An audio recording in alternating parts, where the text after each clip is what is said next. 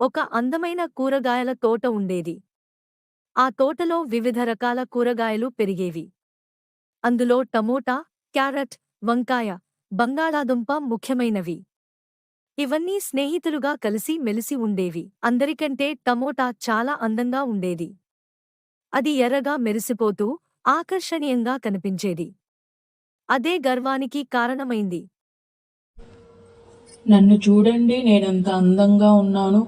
నన్నందరూ ప్రేమిస్తారు. వంటలో నేను లేని వంటకం అసాధ్యం. అని టమోటా పొగరుగా చెప్పేది. క్యారెట్ నవ్వుతూ, అబ్బా, అంత పొగరు ఎందుకు టమోటా? అందరం కలిసి ఉంటేనే కూరగాయల కర్రీ బాగుంటుంది. అంది. వంకాయ కూడా తల ఊపుతూ నిజమే, ఒక కూరగాయతోనే వంట నిండదు. అంది. కాని టమోటా వాటి మాటలు పట్టించుకోకుండా మీ అందరినీ మించిన వాడిని నేనే. నా రుచికి ఎదురు లేదు. అని మరింత పొగరుగా మాట్లాడింది. ఒకరోజు మునుస్వామి అనే కూరగాయల వ్యాపారి తన బల్లను తయారు చేసుకుని ఊరిలోకి వెళ్ళాడు. అతని బల్లపై టమోటా, క్యారెట్, బెండకాయ, బంగాళాదుంప అందరూ కనిపించేవారు. అక్కడ ఓ ఇంటి ఆవిడ వచ్చింది. ఆమెకు టమోటా గట్టిగా చెప్పింది. అమ్మా, నన్నే కొనండి. నేను లేకుండా వంట చేయలేరు. అయితే బాగానే ఉంది, కానీ నాకు ఇంకా కొన్ని కూరగాయలు కావాలి.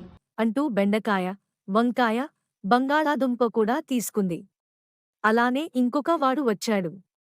అతను కూరగాయలను చూసి ఇంకొంచెం మసాలా కూర చేసుకోవాలి. టమోటా మేలే, కానీ వంకాయ, క్యారెట్ కూడా కావాలి. అంటూ అన్నీ కొనుగోలు చేశాడు.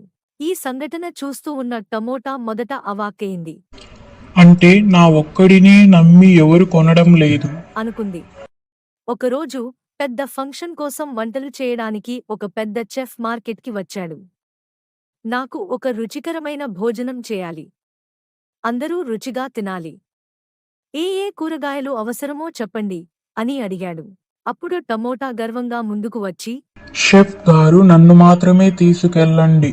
నాతో మీకు చక్కటి వంటకం చెయ్యొచ్చు. అని చెప్పింది. కాని చెఫ్ చిరునవ్వుతో, ఊహూ, నువ్వు ముఖ్యమైనవే అయినా నీతో పాటు బెండకాయ, వంకాయ, బంగాళాదుంప కూడా ఉండాలి. లేకపోతే రుచిగా ఉండదు అన్నాడు. ఆ మాట విని టమోటాకు నిజం అర్థమైంది. అయ్యో, నేను ఒక్కతే గొప్ప అనుకున్నా, కానీ అందరూ కలిసి ఉన్నప్పుడే వంటకి రుచి వస్తుంది. అని తాను పొరపాటును తెలుసుకుంది. ఇప్పటివరకు పొగరుగా ఉన్న టమోటా తన పొగరును విడిచిపెట్టి మిత్రులను గౌరవించడం మొదలుపెట్టింది. క్షమించండి నా స్నేహితులారా, నేను నా తప్పును అర్థం చేసుకున్నాను. మనమందరం కలిసి ఉంటేనే గొప్ప. అని అన్నది. అందరూ నవ్వుతూ ఏమైంది టమోటా? మేమంతా నీ స్నేహితులమే.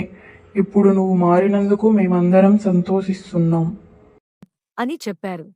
ఆ రోజు నుండి టమోటా, క్యారెట్, వంకాయ, బంగాళాదుంప మంచి స్నేహితులుగా కలిసి మెలిసి ఉండడం మొదలుపెట్టారు.